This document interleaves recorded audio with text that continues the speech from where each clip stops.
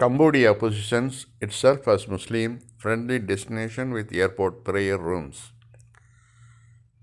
Mohammad Nasri, left Secretary of State at the Ministry of Tourism, stands in front of prayer room at Teco International Airport. Photo, Ministry of Tourism. கம்போடியாவில் ஏர்போர்ட்டில் prayer room அமைச்சிருக்கிறாங்க.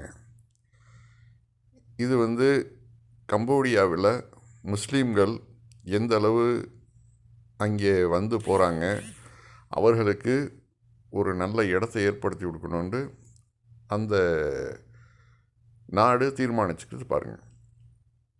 இதன் மூலம் tourism பெருகும்.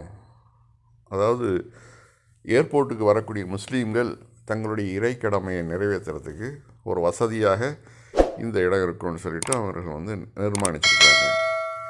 கம்போடியாவின் புதிதாக திறக்கப்பட்ட டெக்கோ சர்வதேச விமான நிலையம் மற்றும் சீம் ரீஃப் அங்கோர் சர்வதேச விமான நிலையத்தில் இஸ்லாமிய பிரார்த்தனை அறைகளை அறிமுகப்படுத்த அரசு முடிவெடுத்துள்ளது.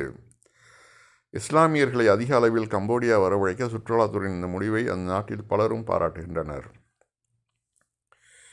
இப்போ ஒரு நாட்டை முன்னேற்றுவதற்கு எப்படிலாம் அவர்கள் தங்களுடைய முன்னெடுப்பை கொண்டு போகிறாங்கன்னு பாருங்கள்.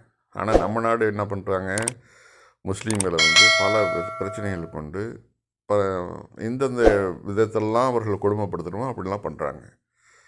அந்த வீட்டை இடிக்கிறது, பீஃப் வச்சுத்தானே அவனை அடித்து கொள்வது, அதாவது கடைகளுக்கு இன்னும் முஸ்லீம் பேரை எழுதி வை, அப்போ தான் கலவரம் செய்ய நல்லா இருக்குங்கிறது.